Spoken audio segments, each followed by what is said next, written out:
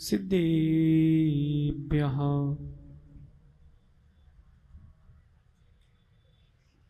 जय मंगल बुदाणं विमलाणं नाणदंसनमयाणं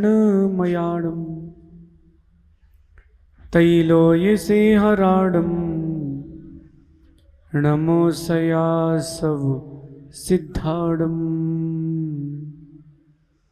नमो अरन्ताणं नमो सिद्धाणं नमो आयिरियाणं नमो वज्रायाणं नमो लोये सव साहूणम्। अनंत अनंत परम सिद्ध भगवंतों की, देवादिदेव खजराट्री आदिनाथ भगवान की, आचार्य भगवान गुरुवर विशुद्ध सागर जी महाराज की पंच कल्याणक प्रतिष्ठा महा महोत्सव की, श्रुत संबे की मुनि श्री आदित्य सागर जी महाराज की, मुनि संघ की नमोस्तु शासन।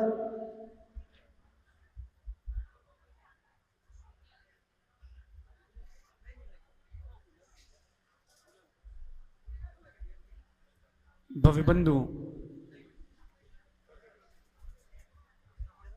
अंतिम तीर्थेश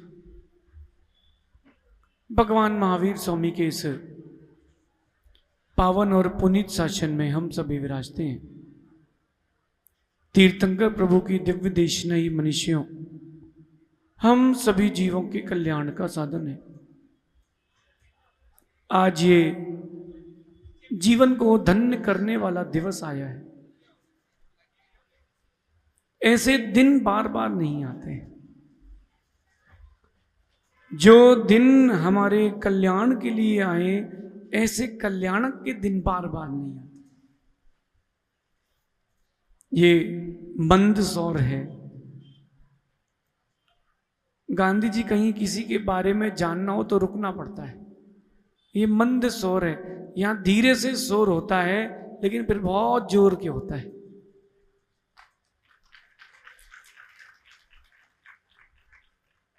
आज भगवान के तप कल्याणक के दिन कुछ सीख के जरूर जाना।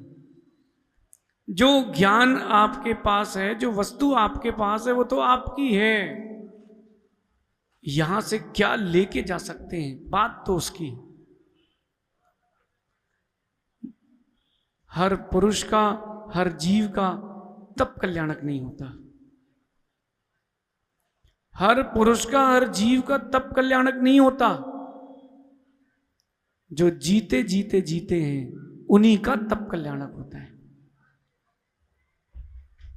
जो जीते जीते जीते हैं, उनका तप कल्याणक होता है। और जो जीते जीते मर रहे हैं, उनका कोई कल्याणक नहीं होता। रवि, एक बात ध्यान रखना,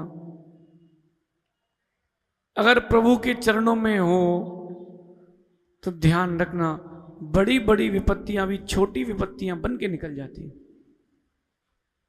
बड़ी विपत्तियां भी छोटी विपत्तियां बन के निकल जाती हैं। और कहीं अगर प्रभु के संसर्ग से दूर हुए, विषयों में लीन रहे, छोटी छोटी विपत्तियां भी बड़ी हो जाती हैं। बड़ी बड़ी संपत्ति भी छोटी हो जाती है। एक गांव की घटना है। दो सगे भाई, बड़ा भाई व्यसनों में आसक्त रहता और छोटा भाई प्रभु की भक्ति में, गुरु की भक्ति में लीन रहता। ये जिन आगम की कथा है, बड़ी गंभीरता से समझनी। और एक दिन की घटना बड़ी विशेष हो गई। जो बड़ा भाई था वो वैश्यावृत्ति करके लौटा और मार्ग में उसको एक रत्नों से बड़ी थैली मिल गई। मार्ग में उसको रत्नों से बड़ी थैली मिल गई। और छोटा भाई मंदिर से पूजा करके लौटा, पैर में ऐसा कांच घुसा, खून खून हो गया और दोनों उसी चौराहे पर मिले। बड़ा भाई कहता है, देखा तुझसे कहा था ना मत जाया कर मंदिर, मत जाया कर मंदिर। कुछ हुआ क्या? फायदा तो हुआ नहीं, नुकसान और हो गया। देख मैं व्यसनों में आसक्त हूं, फिर भी देख आज एक सोने से हीरे मोती से भरी थैली मिली है। छोटा भाई सम्यक दृष्टि था, वो जीते जीते जी रहा था। कहता है भाई मंदिर में नगर में मुनिराज विराजमान है, उनसे पूछते कि ऐसा क्यों हुआ। चले गए दोनों भाई। मुनिराज जो थे वो अवधि ज्ञानी थे। उनसे पूछा कि महाराज ऐसा मेरे कौन से पाप कर्म का उदय कि मंदिर से लौटा तो कांच लग गया, और कौन सा इसका पुण्य का उदय है कि व्यसनों में आसक्त है फिर भी धन का लाभ है, फिर भी धन का लाभ है। मुनिराज कहते हैं इसके इतने तीव्र पुण्य का, सातिशय पुण्य का उदय था कि इसको देश का राज्य मिलने वाला था, केवल एक थैली में समेट कर रह गया है। और तुम्हारा इतने पाप कर्म का उदय था कि आज शूली पर चढ़ने वाले थे, लेकिन थोड़ी से कांच लग करके खून निकलने से तुम्हारा वो कर्म निकल गया। जो जीते जीते प्रभु की शरण में जीते हैं उनके साथ ऐसा होता है। नहीं तो गांधी जी, 2 माले से गिरा कोई व्यक्ति और उठ के चल दिया, हल्की सी खरोंच आई, और कुर्सी से गिरा व्यक्ति वहीं ब्रेन हेमरेज और ओम शांति। सारे पुण्य पाप का खेल है। आज एक बात समझना, भगवान के तप कल्याणक के दिन समझना, भगवान ने जीते जीते जीवन जिया है, मरते मरते नहीं जिया। कुछ लोग होते हैं जो जीते जीते जीते हैं, कुछ लोग होते हैं जो मरते मरते जीते हैं, कुछ लोग ऐसे होते हैं कि जो जीते जीते मरते हैं, और कुछ ऐसे होते हैं कि जो मरते मरते जीते हैं। आप किस श्रेणी में आते हो? आप किस श्रेणी में आते हो बताओ? जीते जीते जीने वाले की कि जीते जीते मरने वाले की? विचार करो शांतिलाल जी, जीते जीते जीने वाले की फिर 80 साल का युवा भी 15 साल जैसा होना चाहिए। अगर जीते जीते जीते हो, नीतिकार कहते हैं कि ऐसे 7 पुरुष होते हैं संसार में जो जीते भी हैं तो मरे के समान ही जीते। उनका जीवन होना ना होना बराबर सा है। वो 7 पुरुषों की बात कर रहे हैं, उसमें खोजना, उसमें कहीं आप तो नहीं हो। क्योंकि जिन देशना प्रत्येक प्राणी मात्र के लिए है, व्यक्ति विशेष के लिए नहीं होते। सौधर्मेंद्र जी कहां है? सौधर्मेंद्र जी, ये भगवान की देशना व्यक्ति विशेष के लिए नहीं होती। ये सौधर्मेंद्र जी भगवान की देशना प्राणी मात्र के लिए होती है। जो अपना मान के समझ लेता है उसका कल्याण हो जाता है। 7 प्रकार के ऐसे मनुष्य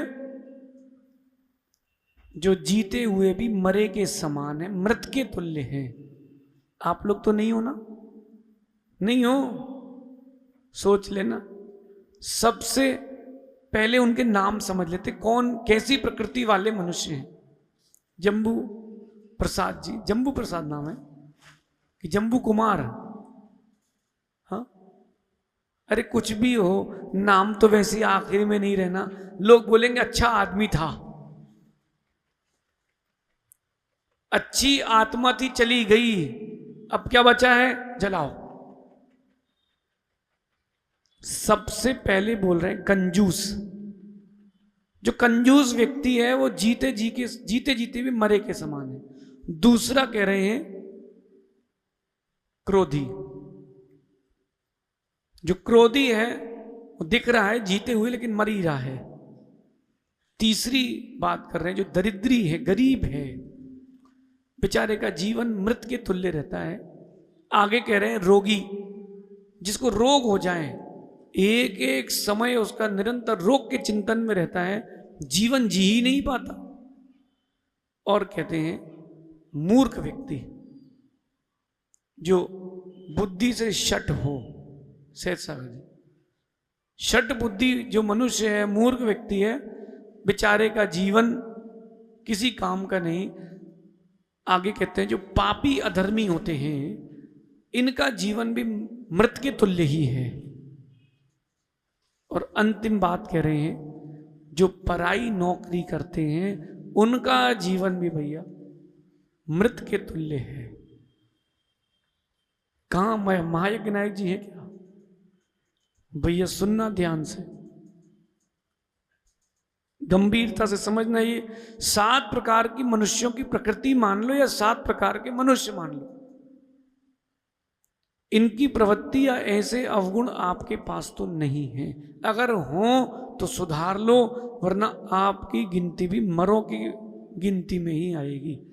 रहेगा बर्थ सर्टिफिकेट, लेकिन रहोगे डेथ सर्टिफिकेट में ही। सबसे पहली बात करते अपन कंजूस व्यक्ति से प्रारंभ करते। गांधी जी, जो कंजूस होता है ना, वो अपने जीवन में सांस भी पूरी नहीं लेता। लेना जरा, पूरी सांस लेने के बाद जरा,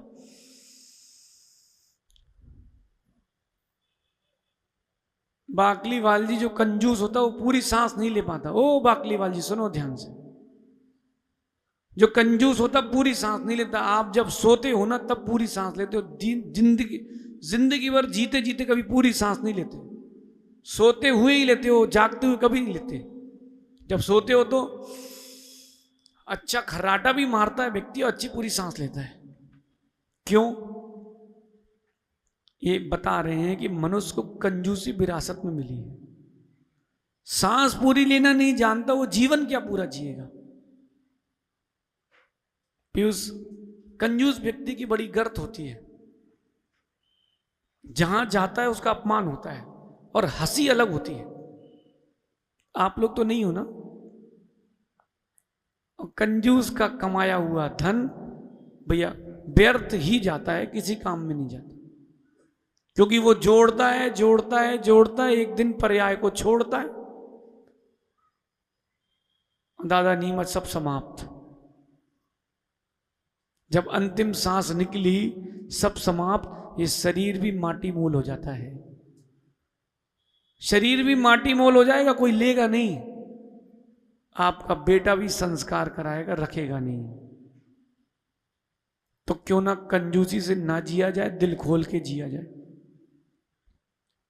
शांतिलाल जी कहाँ हैं? बढ़ जाते हैं जी, जब जाना ही है तो बड़े काम करके जाए। आप तो बढ़ जाते हो, बड़ी जाति वाले हो। सेठी जी, जब जाना ही है तो कुछ अच्छा करके क्यों ना जाए, क्योंकि सांस तो निकलनी है और एक दिन पूरी निकल जाएगी, फिर कुछ नहीं बचेगा। एक कंजूस की कहानी सुनाता हूं मैं आपको। एक तक कंजूस सेठ, अब कहां का था आप हिसाब लगाना। अच्छा कंजूस आदमी, मक्खी जूस भी उससे अच्छा होता है। अब उसने किसी को कुंडली दिखाई, किसी ज्योतिषी ने कहा कि भैया आपको पितृदोष है। ये जितने कुंडली वाले हैं ना, कुंडली देखते हैं, ये दोष वो दोष जो देखते हैं, उनकी कुंडली में कोई दोष नहीं होता। जिसकी रहती है उसकी कुंडली में सारे दोष हैं। बोले काल सर्प योग दोष है, कितना लगेगा? बोले 1 लाख। बोले तुम्हारा उतरे ना उतरे, पंडित जी का तो उतर गया। गांधी जी एकदम कंजूस मक्खी चूस, उसको बोला किसी ने दोष है। बोले क्या करना? बोले एक ब्राह्मण को भोजन कराओ। अब वो इतना कंजूस कि वो ब्राह्मण के यहाँ जो टोलियां बैठी थी उनसे पूछता है, भैया वो आप भोजन के लिए चलेंगे क्या घर हमारे? बोले हाँ। कितनी रोटी खाते हो? बोले भैया मैं 8 रोटी खाता हूं। बोले मैं पूछ के बताता हूं। फिर घूम फिर के दूसरे ब्राह्मण के पास पूछा, आप कितनी रोटी खाते हो, कितना चावल कितना मीठा खाते हो? उसने कहा भैया 6 रोटी तो खाता हूं। बोले तो ज्यादा हो जाएगा। और पहुंचा। एक ब्राह्मण समझदार था, वो बुद्धि चातुर से, तो बोले भैया मैं तो 1.5 रोटी में पेट भर जाता भैया, पानी में लेकिन 2 जग पीता हूं। वो बोला ये अच्छा है, 1.5 रोटी में काम हो जाएगा, अपना दोष उतर जाएगा। अब उसको पता नहीं कि कंजूस की क्या गति होती है। ब्राह्मण चालाक था। ब्राह्मण वो अपनी पत्नी से बोल गया, सेठ एक ब्राह्मण आएगा, 1.5 रोटी और 2 जग पानी पिएगा, उसको भोजन पानी करा देना फ्री। सेठ जी चले गए दुकान। अब सुनो आगे की कहानी। ब्राह्मण पहुंचा, सेठानी दमदार थी। सेठानी कहती है, आइए विप्र राज भोजन कीजिए, आइए विप्रराज भोजन कीजिए। क्या लेंगे आप भोजन में? बोले 56 भोग। बोले थोड़ा समय लगेगा। बोले हाँ मैं बैठा हूं 1 घंटे, आप तो बनाओ। उसने बढ़िया पुड़ी बाटी मसाला माल रबड़ी घेवर सब तरबतर। फिर वो कहता है, सेठानी मेरी एक कन्या है, उसकी शादी करना है, तो उसके लिए कुछ धन भी मिल जाए अगर तो क्या बात है। सेठानी ने उसको धन दे दिया और बोले धन तो ठीक है, वो तो मिल ही गया है, लेकिन जब उसकी शादी होगी तो ज्योनार भी तो होगा। ये तो मैं दहेज में दे दूंगा, ज्योनार के लिए कुछ। तो बोले क्या चाहिए? बोले मैं बैलगाड़ी लगाता हूं, आप तो भरवा दो। बढ़िया उसने भैया मनों से सामान लिया। मनों से, मन समझते ना, मन पहले तौलने के लिए मन का प्रयोग करते थे। 40 किलो का, अरे भैया वो तो उसने 10-12 बैलगाड़ी लगाई, माल भरा और निकल गया। अब जैसे ही कंजूस सेठ जी घर आए, पूछते ब्राह्मण को भोजन करा दिया? बोले हाँ आज। सेठानी बोली बहुत आनंद आया, बहुत दिन बाद दान देने का मौका मिला है। आओ कंजूस की खोपड़ी चालू हुई। क्या दिया? 1.5 रोटी के अलावा कुछ तो नहीं दिया? बोले नहीं, उन्हें 56 भोग खाए, जितना अपन 1 हफ्ते में खाते वो अकेला खा के गया। सेठ जी बेहोश। पानी वानी डाला, उठाया, और कुछ तो नहीं दिया? बोले थोड़ी सा धन वगैरह दिया है, कुछ 1-8 हजार असरफियां दी हैं, और 4-5-6 बैलगाड़ी भर के सामान दिया है, उसका भी परिवार चलेगा। सेठ को तो माइनर अटैक आ गया। अभी शांति नहीं मिली। ब्राह्मण चालाक था, वो घर आया, उसको पता था अभी सेठ लौट के आएगा, तो अपनी पत्नी से कहता मैं अंदर सो रहा हूं, और जैसे ही वो सेठ आए तो तू तो छाती पीट के रोना कि क्या खिला दिया, बीमार पड़ गया है, डॉक्टर ने कहा जाने वाला है। ठीक है, जैसे ही सेठ पहुंचा, सेठा वो ब्राह्मणी रोने लगी, कहती है कि बताओ भाई आपने मेरे पति को क्या खिला दिया? डॉक्टर ने कहा वो जाने वाले हैं। अब सेठ घबरा गया। सेठ कहता है एक काम करो, 200 सिक्के और रखो। कितने? ये 200 सिक्के और रखो, किसी से कुछ कहना नहीं, हम तुम्हें जानती नहीं। शांति से 8 रोटी खिलाता, ज्यादा दिमाग नहीं चलाता तो बच जाता। 8 रोटी के चक्कर में कितने लग गए? कंजूस की ऐसी गति होती है। अर्पित सुन रहे क्या? कंजूस की ऐसी गति होती। सहज सागर जी बोले कंजूस की 1 रुपए की 2 अठन्नी होती है, समझदार व्यक्ति की 2 रुपए की 4 अठन्नी होती, कंजूस की 2 रुपए की 1 अठन्नी बचती है, क्योंकि खर्चा उसको उतना करना ही पड़ता है आखिरी, और बातें 4 सुनना अलग पड़ती हैं। कंजूस मत होना, दिल खोल के जीवन जीना। प्रकृति भी दिल खोल के देगी। देखो बादल अनादि काल से पानी देते आ रहे हैं, आज तक खाली नहीं हुए। आज तक बादल खाली हुए क्या? लेकिन देखो कंजूसी समुद्र नदियों का पानी लेते आ रहा है, आज तक तरफ हुआ क्या? कंजूसी का जीवन नहीं जीना। जो कंजूस है वो जीते जी भी मरे के समान ही है। दूसरी कह रहे हैं क्रोधी। जो क्रोधी पुरुष होता है वो आपा पर का विवेक खो देता है, वो भूल जाता है कि वो कौन है और कहां है। अपने जीवन में कभी कोई बात भी कहना और फिर तो विवेक से। एक बचपन में खेल होता था तोल मोल के बोल, तोल मोल के बोल। जब आप क्रोध में भी हो तो भी संतुलित भाषा होना चाहिए, भाषा बिगड़ना नहीं चाहिए। जैसे ही व्यक्ति को क्रोध आता है वो बुद्धि विहीन हो जाता है। जैसे अपन बोले ना किसी को माता आ गई, बेंतर लग गए, तो जैसे ही क्रोध आता है तो ऐसा बेंतर लगता है शुभम, वो सब भूल जाता है कि मैं कौन हूं, कहां हूं, कैसा हूं, सब भूल जाता है कि मैं कहां हूं। बेटा जब भी क्रोध आए मौन ले लेना, कम से कम इज्जत तो बच जाएगी। पाप का आश्रय तो होगा, कम से कम इज्जत तो बच जाएगी। और अगर कहने का भी मौका मिले तो अच्छे से कहना, बोलना भैया हमारा बहुत सौभाग्य है कि आपके जैसे लोग मिले, कम से कम समता तो बड़ी है। थाली फेंक के नहीं आना कि तुम दाल फेंक के आ जाओ। बेटा क्रोधी व्यक्ति सत्य मानना कोई उसको पसंद नहीं करता। जो क्रोधी होता है उसको कोई पसंद नहीं करता, और आप लोग तो क्रोध करते ही नहीं हो। गांधी जी क्रोध नहीं करते ना। देखो आपका नाम आपके बुजुर्गों ने कितना अच्छा रखा है, हसमुख गांधी, और अपने लिए तो आप मुस्कुराहट चंद हो। भैया कुछ भी कितनी बड़ा काम हो, ये हा हा हु ही करके सब करा ही लेते हैं जम्बू प्रसाद जी। बहुत गांधी नाम ऐसे ही थोड़ा ना है, जब नोट में छाए हैं तो देश में भी छाए हैं। और गांधी जी आप तो तैयारी रखना, अभी तो इंदौर लेवल में था, अब मालवा में जो पंचगण होंगे उसके अध्यक्ष आप ही बनोगे। लेकिन कोई भी परिस्थिति हो क्रोध नहीं करना। परिस्थितियां विपरीत हो जाएं, परिस्थितियों को वहीं छोड़ देना, क्रोध नहीं करना। बात समझाने के लिए कोई मना नहीं है, लेकिन क्रोध कभी नहीं करना। क्रोध करने वाला व्यक्ति मृत के तुल्य है, क्योंकि विवेक शून्य है। मां आपको जब भी कभी क्रोध आए, बच्चों के ऊपर, परिवार में, पड़ोसी के ऊपर, किसी के ऊपर भी कभी क्रोध मत करना।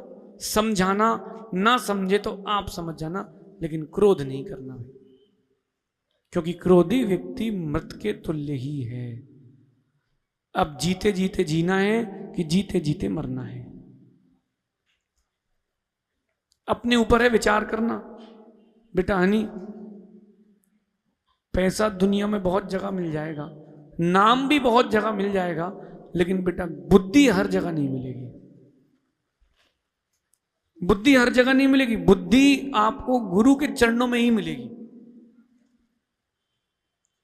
मैं एक दृश्य बताता हूं आपको, आप लोग आश्चर्य करोगे। अमित, हम लोग 15 मुनिराज, आचार्य भगवान के साथ 15 मुनिराज, और आचार्य विश्व सागर जी को किसी की प्रशंसा और नाम की पहचान की जरूरत नहीं, वो जगत पूज्य है। एक क्षेत्र में पहुंचे गांधी जी, हम लोग, महाराष्ट्र का क्षेत्र था, बहुत बड़ा अच्छा क्षेत्र, और वहां के व्यवस्थापक इतने बढ़िया थे, समझदार थे। उन्होंने गुरु को, देव को बैठने के लिए पाटा भी नहीं लगाया। कितनी देर? 1.5 घंटे यूं जमीन में बैठे रहे। सामायिक करने के लिए कमरा भी नहीं खोला गया। याद है अप्रमित सागर जी? हम लोगों ने सामायिक वहां की थी जहां लोगों के जूते चप्पल उतरे थे। मैं तो सोच रहा था, भगवान इनसे अच्छे तो हमारे अजैन बंधु हैं, वो अपना घर, मकान, हृदय सब खोल देते हैं। ये किस प्रकार के जैन हैं? और गुरुदेव ने कहा था तुम सबका मौन है। तुमने जी, जब वहां से निकले, बाहर आए, तो स्वाध्याय चल रहा था, अष्टानिका का मौन था गुरुदेव का। मैंने कहा आचार्य जी इतना कैसे सहन कैसे कर सकते हैं इतना? तो गुरुदेव बोले मानाप मान समता स्वमता द्वितन्या। बेटा तत्वों का, दीक्षा का, जैन कुल में जन्म लेने का एक सार है, उसका नाम है समता। मान में, अपमान में समता। गांधी जी कोई क्रोध नहीं किया आचार्य से, कितनी बड़ी बात है। और अकेले नहीं थे, 500 लोग साथ में थे। गुरुदेव बोले कोई कुछ नहीं बोलेगा। मैंने कहा धन्य है। बाद में उन्होंने कहा बेटा जिसके पास क्षमा होती है ना, वो जीते जीते जीता है। जो क्रोधी होता है वो मरते मरते मरता है। अब जब भी क्रोध आए तो यही सोचना मैं मरते मरते मर रहा हूं।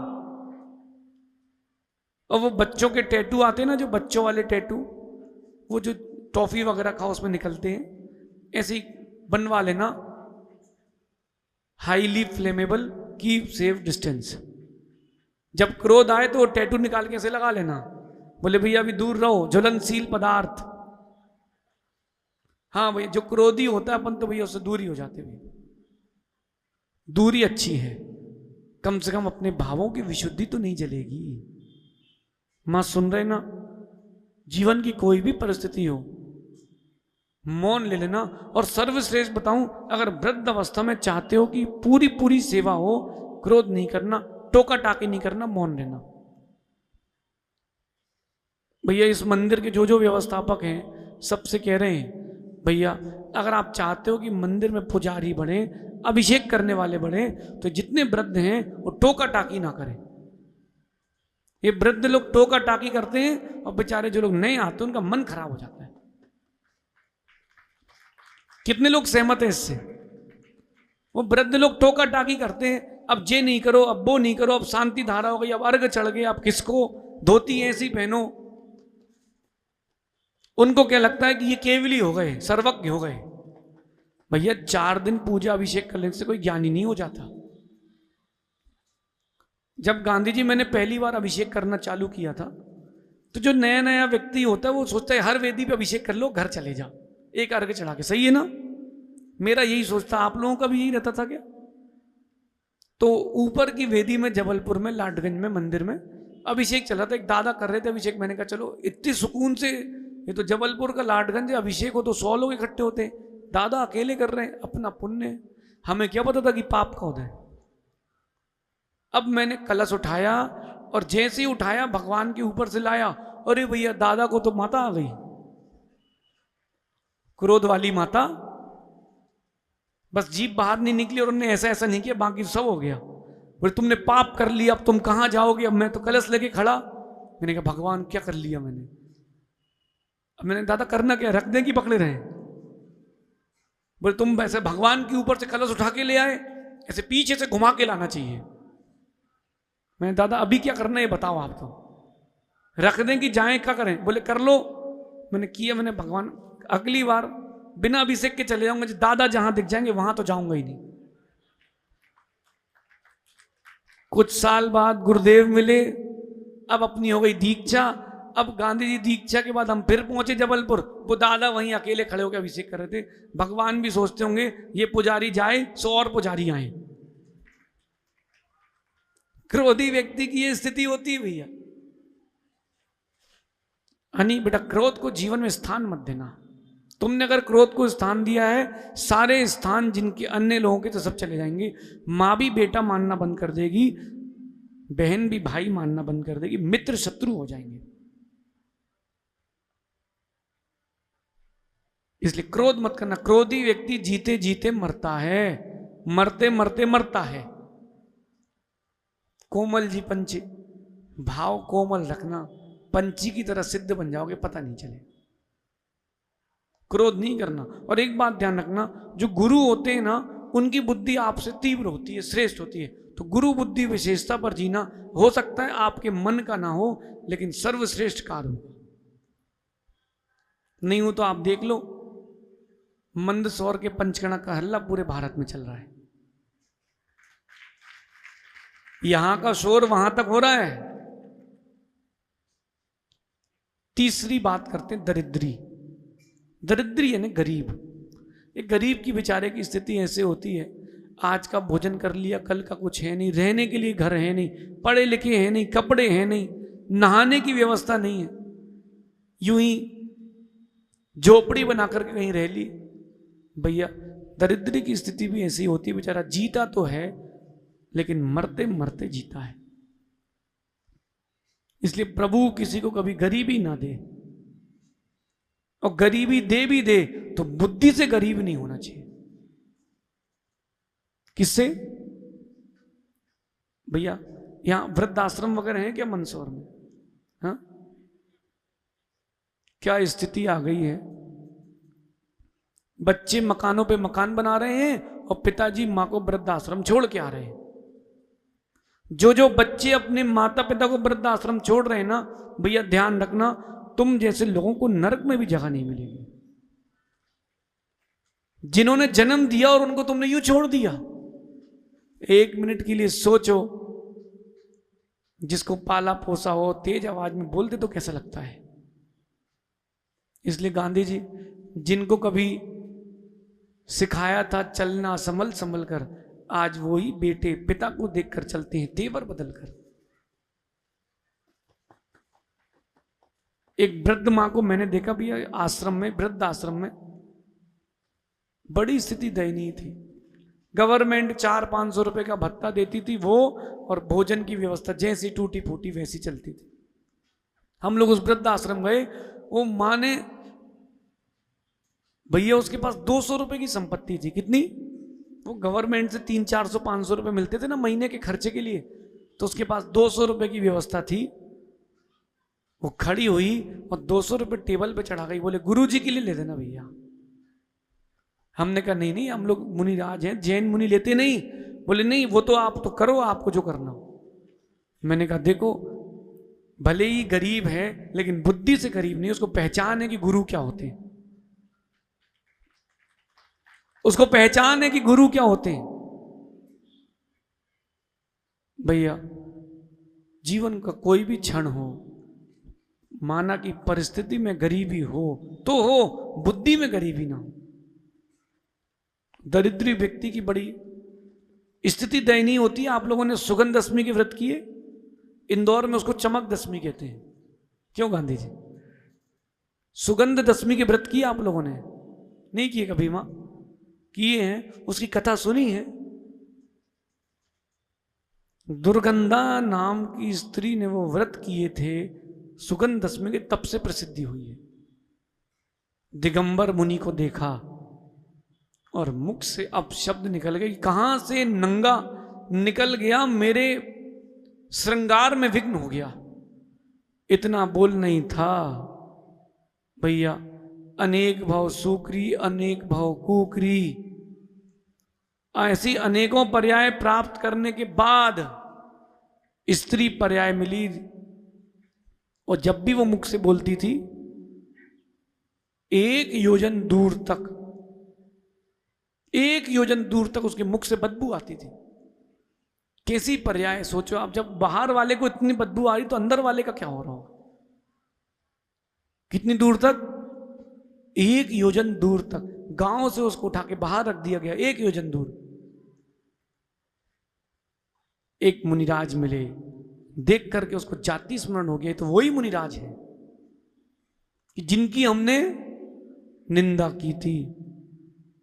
मुनिराज से प्रायश्चित लेती, कहती मैं क्या करूं? मुनिराज कहते हैं बेटी तू सुगंध दशमी का व्रत कर। उसने सुगंध दशमी का व्रत किया। अब सुनना कथा ध्यान से। अगली पर्याय स्त्री की फिर मिली। अब अगली बार 1 मील तक बदबू जाती थी मुख से।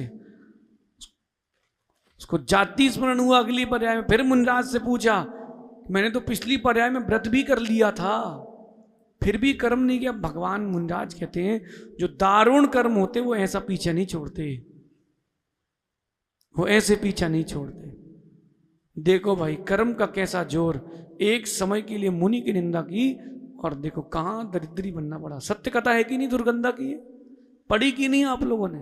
मन से तो नहीं कह रहे हम, मंच से कह रहे हैं, लेकिन सत्य कथा कह रहे हैं। इसलिए भैया कभी ऐसा कोई काम मत करना कि दरिद्री बन जाओ, क्योंकि दरिद्री की स्थिति बड़ी दयनीय होती है। दूसरों के झूठन पर जीवन का निर्वाह करना पड़ता है। आगे कह रहे हैं रोगी। चौथा व्यक्ति रोगी। जो बेचारा रोगी हो, डॉक्टर साहब उसको तो ऐसा लगता है कि मर जाए वो अच्छा है। आप गए कभी कैंसर हॉस्पिटल? नहीं गए? कभी एक बार कैंसर हॉस्पिटल अपनी सुरक्षा के साथ जाना और होके आना भी। कैसी स्थिति होती है। शरीर में से छेद हो गया, यहां से पस बह रही है, बदबू आ रही है, पूरा शरीर विबल हो गया, गंदा दुर्गंध युक्त हो गया और कोई देखना पसंद नहीं कर रहा। डॉक्टर साहब कैंसर पेशेंट देखे कभी? कैसी स्थिति होती है, कैसी दयनीय स्थिति होती है। हाँ क्या बोल रहे मां? अच्छा कैंसर स्पेशलिस्ट है, कैंसर पेशेंट है, कोई बात नहीं डॉक्टर साहब। ये जो प्रभु का दरबार है, ये 3 लोग के नाथ हैं, जब ये नारकी के प्रति दया का भाव रखते हैं तो आप तो प्रभु के भक्त हो, तो आपका क्या नहीं अच्छा होगा। शक्ति जो है वो भक्ति में है, दवाई में नहीं है। अगर दवाइयों से शक्ति होती, दवाइयों से काम होता, सब ठीक हो जाते। डॉक्टर साहब, दवाइयों से ज्यादा प्रभु भक्ति पर जोर रखना। अभी तो ठीक हो गए, अब जो आपने भगवान की भक्ति की दोबारा कोई रोग ही नहीं होगा। अब वो जो 3 रोग बचे हैं वो सिद्ध बनने के बाद ही जाएंगे, जन्म, जरा और मृत्यु के। रोगी व्यक्ति की स्थिति बेचारे की इतनी दयनीय, इतनी गंभीर होती है,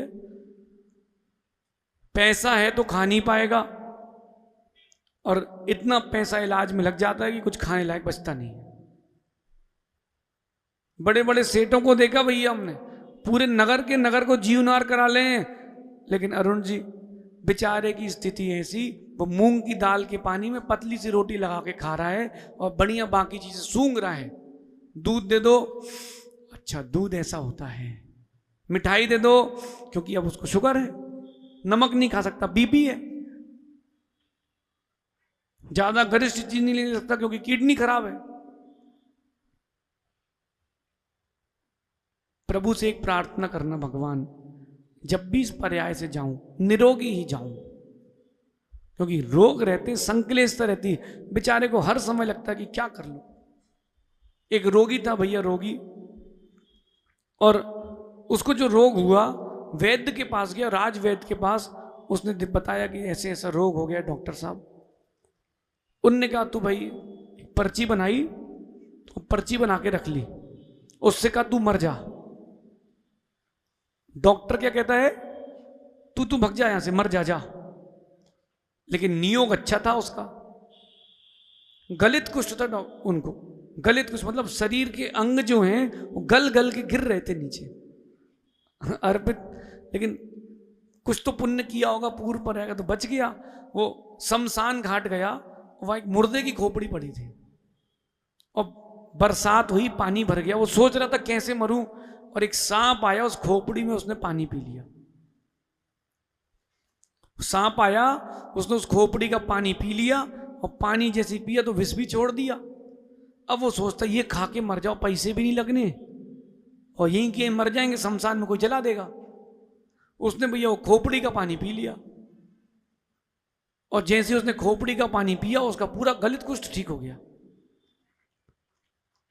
अब वो पहुंचता है वैद्य के पास, बोले आप तो कह रहे थे मर जाओ, बोले मैं पूरा ठीक हो गया हूं, मैं पूरा ठीक हो गया हूं। वैद्य ने एक पर्ची निकाली, बोले देख इलाज ये है कि इस नक्षत्र में पानी गिरे और मनुष्य की खोपड़ी में गिरे और अजगर कालिया सांप आकर के उसको पिए, उसमें जहर छोड़ दे, उसकी इतनी देर बाद कोई पुरुष अगर पी लेता है वो पानी तो बच जाएगा। बोले तू कहां व्यवस्था करता है, इसलिए मैंने कहा तू मर जा, यही खा के पी के आया। बोले हाँ। सर्वांग सुंदर हो गया भैया। और जब तक रोग था वो सोचा था बस कैसे करूं, मर जाऊं। इसलिए रोगी की अवस्था बड़ी गंभीर होती है। ऐसा कोई काम मत करना कि रोग हो जाए, और होए तो जल्दी इलाज कराना, विलंब नहीं करना, चाहे वो मन के रोग हो चाहे तन के रोग, क्योंकि ज्यादा दिन तक कोई रोग कहीं रहता है तो नासूर हो जाता है। आगे कह रहे हैं मूर्ख व्यक्ति, ये मूर्ख जितने हैं ये सब जीते जीते मरते हैं। सहज सागर जी जितने मूर्ख हैं, क्योंकि बुद्धि नहीं है। अब ऊपर का माला खा ली तो नीचे का क्या करेगा। और भैया मूर्ख लोग हों तो दूरी बना के रखना। वो कहते ना हम तो डूबेंगे तुमको भी ले डूबेंगे, नहीं सुना?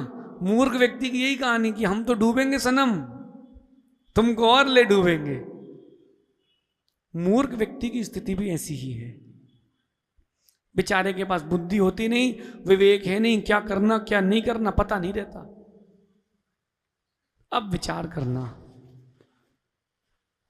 अगर कहीं कोई मूर्ख मिल जाए भी है तो उससे जबान मत लड़ाना, दूर हट जाना, क्योंकि तुम्हारे शब्द जाएंगे, समय जाएगा और उसको सूझेगा कुछ नहीं, वो हूं करेगा बस। अपन तो वही विवेक से काम करते हैं। मूर्ख मिल जाए गांधी जी, मौन ले लेना श्रेष्ठ। कथा सुनाऊं क्या है? एक राजा पूछता है मंत्री से, तुम बड़े समझदार हो, जब तुम इतने समझदार हो तुम्हारे बाप कितना समझदार होगा, तुम्हारे पिताजी कितने ज्ञानी होंगे? तो कहता है राजन, पहली बात तो वो बाप नहीं, मेरे पिताजी हैं। बोले ठीक है, बुलाओ उनको सभा में। अब उसको पता कि भैया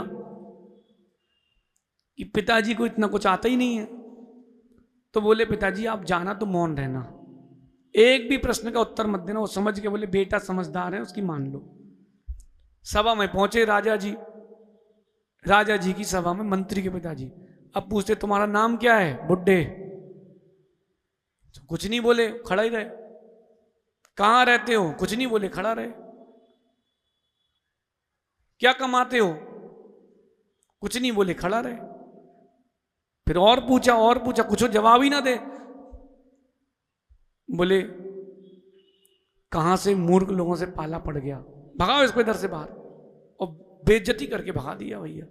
मंत्री का पिताजी बोले, मंत्री का पिता कहता है बेटा आज तक ऐसी बेइज्जती नहीं हुई। बोले पिताजी धैर्य रखो, मैं जाता हूं। पहुंचा सभा में, बोले राजा जी सुनाइए क्या चल रहा है? बोले मंत्री जी एक बात बताओ, अगर किसी मूर्ख से पाला पड़े तो क्या करना चाहिए? बोले मौन रहना चाहिए। बोले मूर्ख से पाला पड़े तो समझ में आ गया कि मूर्ख कौन था, पिताजी की राजा जी। भैया मूर्ख से पाला पड़े तो मौन रहना, उसकी दोस्ती कभी मत करना, मरोगे, 100% मरोगे, 1000% मृत्यु हुई होगी, क्योंकि मूर्ख व्यक्ति की संगति आपके जीवन के लिए सबसे हानिकारक होती है।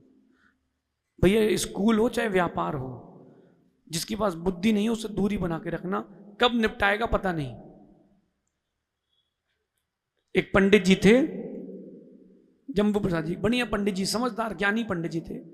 अब एक मूर्ख उनका मित्र, अब उससे हमेशा पूछते क्यों रे को जानता है, बता अब कौन सा महीना चल रहा है, कौन सी तिथि चल रही है। बेचारा मूर्ख कुछ नहीं बोले, उसको क्या पता।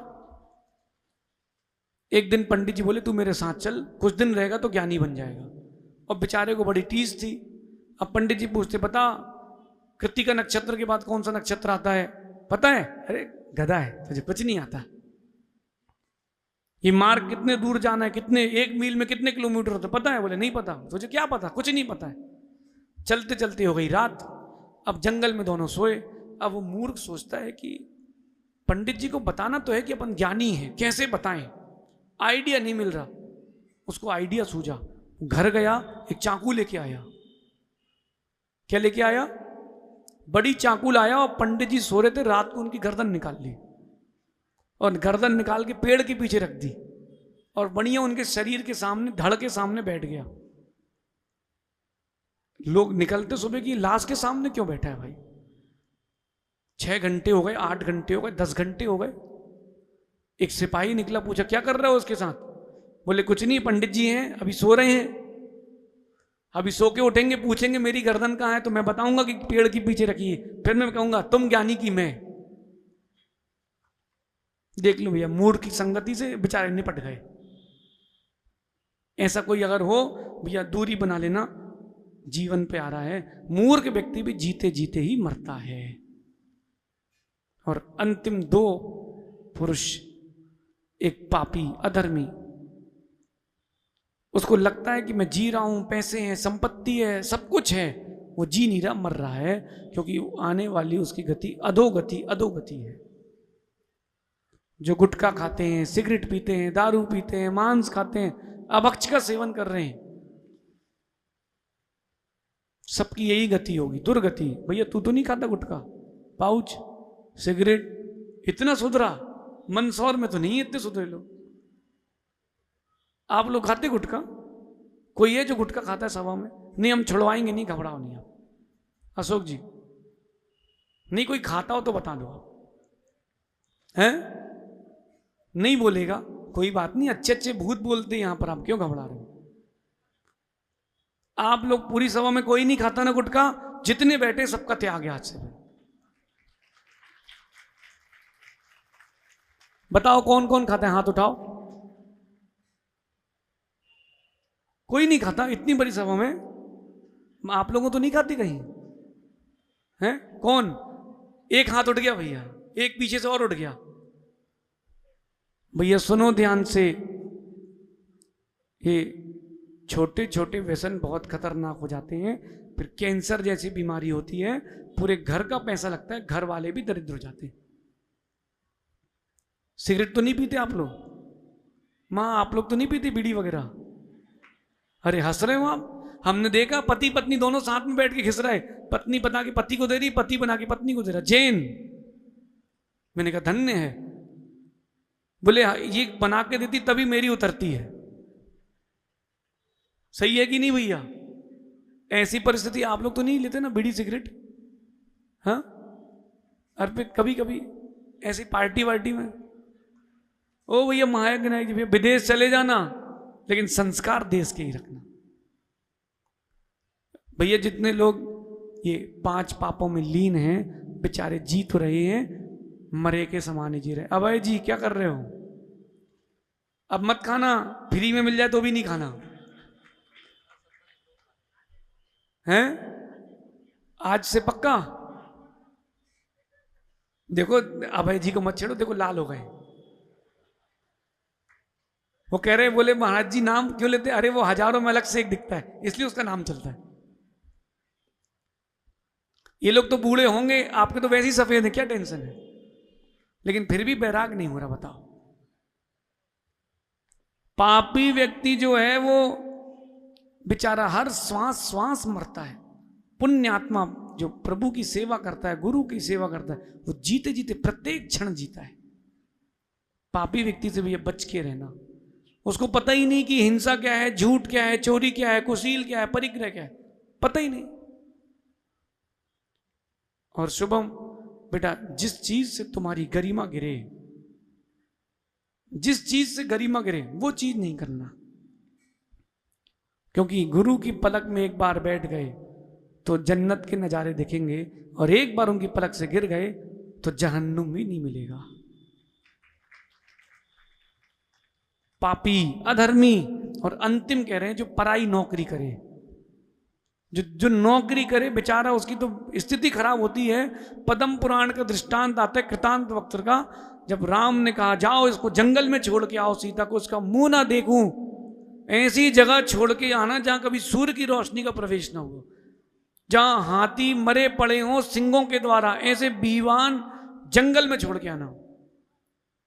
कृतांत वक्त छोड़ के आ गया और आके कहता है राजा आपके कही अनुसार काम तो हो गया, लेकिन आज से नौकरी छोड़ता हूं, किंकर से कुकर भला। नौकर से अच्छा स्वान है, अपनी पूंछ हिलाए जाए जहां बैठ जाए। बेचारे नौकर का तो उठो, अब ये करो अब वो करो। नहीं भैया, पराई नौकरी करने वाला व्यक्ति बड़ा दुखी रहता है। टेंडर लो शुभम, टेंडर लो, बुद्धि के काम करो, बुद्धि से काम करो। बुद्धि से काम करोगे बेटा सेठ बन जाओगे, पता नहीं चलेगा सेठ बन जाओगे। और जहां रिश्तेदारों का, घर के लोगों का राग सताया, फिर नौकर बन के वहीं जीना। इसलिए कहीं मत जाना, यहीं आनंद है, डले रहो दरबार में और ढका धनी के खाओ। एक दिन ऐसा आएगा स्वयं धनी बन जाओ। ये 7 प्रकार के पुरुषों की कथा, 7 प्रकार के जीव जो जीते जीते मरते हैं। क्या त्रिलोकीनाथ ऋषभ देव हैं जो जीते जीते जी रहे हैं, और उनके निमित्त से अनंत जीवों का कल्याण और हो गया। आज भगवान मध्याह्न में लेंगे दीक्षा, आप लोग आओगे? दीक्षा देखने आओगे? भैया दिगंबरी दीक्षा, कीमती जी, बड़ा कीमती समय है। सुनना, मैं सोच रहा था कितना अच्छा इनका सरनेम है, कीमती। कोई भी बुलाए बोले वे कीमती। किसी को कीमत ना हो तो भी वो आपको कीमती कहेगा, किसी को आपकी कीमत ना हो तो भी वो कीमती कहेगा। अच्छा नाम है, बढ़िया, कीमती। भैया दिगंबरी दीक्षा कहीं चल रही हो, कहीं समाधि मरण हो रहा हो, शिखर जी की वंदना में जा रहे हो तो भी छोड़ देना, लेकिन दीक्षा और समाधि कभी छोड़ना मत। ये जीवन के वो पल हैं जो आपके गुणों की वृद्धि करते हैं और आपको समाधि की ओर, सिद्धत्व की ओर ले जाते हैं। ये 2 क्षण कभी मत छोड़ना। भोजन छूट जाए सो छूट जाए, और आपका सौभाग्य, आपको तो 2-3 बार दीक्षाएं मिलेंगी, एक बार स्टेज में, एक बार स्टेज के पीछे, और एक बार मंदिर में भगवान अभिनंदननाथ स्वामी की दीक्षा। आज ये दीक्षा महोत्सव भैया छोड़ना मत, भूल मत जाना। क्या पता उस दीक्षा को देखने से पुण्य जागृत हो जाए। गांधी जी, भगवान से स्पर्शित हर वस्तु बड़ी बहुमूल्य होती है। यूं कहते हैं कि अगर तीर्थंकर भगवान को गृहस्थ अवस्था में किसी ने स्पर्श भी किया है, किसमें? तीर्थंकर की पर्याय में उनको स्पर्श भी किया है, वो व्यक्ति अधिक से अधिक 3 भाव, उसके बाद मोक्ष चला ही जाएगा। भगवान से स्पर्शित वस्त्र, उनके केस, उनके आभूषण भैया सभी पूज्य होते हैं और कल्याण को देने वाले होते हैं। आज भगवान की दीक्षा देख करके भगवान से स्पर्शित कोई भी वस्तु मिल जाए भैया, अपने हृदय से लगा के रख लेना। क्या पता वो वस्तु की स्मृति ही, उस वस्तु के साथ आपका संसर्ग ही आपकी समाधि का साधन बन जाए। इसलिए इन 7 विशेष पुरुषों का ध्यान रखना, ये कहीं अपने अंदर इनके किंचित भी गुण ना आ जाएं। ऐसे लोग बेचारे जीते, आप लोग तो जीते जीते जी रहे हो ना, हैं? पक्का? कोमल जी पंछी, नाम ही पंछी, आज तक बैठे उड़े हो नहीं। कभी उड़ान भरो हमारे साथ, तब तो आनंद आएगा। छुल्लक बन जाओ, आपका नाम छुल्लक कोमल सागर पंछी रख देंगे, ठीक है? हैं? बढ़ जाते जी, क्या बोल रहे हैं? तब कल्याणक भी देखो, बढ़िया जगह भी स्टेज में खाली है, और पिछी कमंडल की टेंशन मतलब सब हो जाएगी व्यवस्था। अगर ये दीक्षा लेंगे तो पिछी कमंडल कोई भेंट करेगा क्या?